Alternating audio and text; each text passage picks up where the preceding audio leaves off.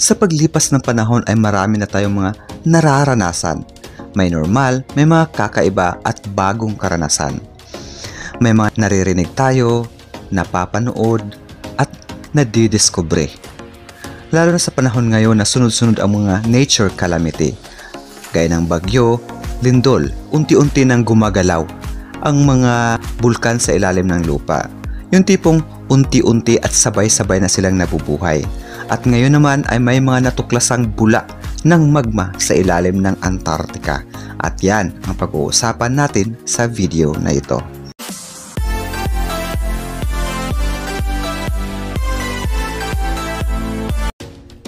May natuklasang bula ng magma sa ilalim ng Antarctica. Natuklasan ng mga siyentipiko ang mabilis na pag-angat ng isang malaking bula ng magma sa ilalim ng Antarctica na posibleng makaapekto sa magnetic field ng ating planeta.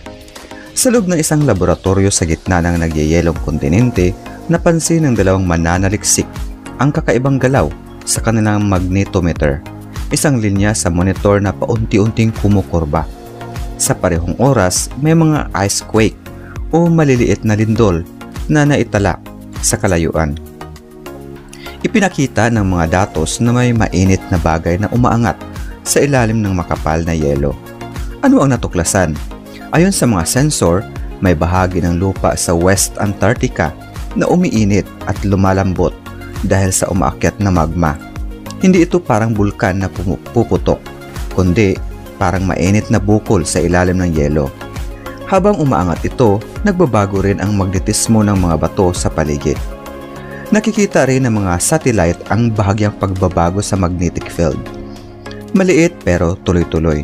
May mga lugar din kung saan mas mabilis umaangat ang lupa, halos 3 sentimetro bawat taon. Ipinapahiwatig nito na may gumagalaw na puwersa sa ilalim ng yelo. May dapat bang ipag-alala? Hindi. Hindi nito babaliktarin ang magnetic poles o sisirain ang mga satellite. Pero maaari nitong baguhin ang lokal na magnetismo na ginagamit sa navigation ng mga eroplano, barko at hayop na naglalakbay batay sa magnetic field. Ang mas posibleng epekto ay sa pagkatunaw ng yelo. Kapag mas uminit ang ilalim, mas madulas ang yelo sa ibabaw. Kaya mas mabilis itong dumadaloy papunta sa dagat na posibleng magpabilis sa pagtaas ng level ng dagat sa paglipas ng panahon.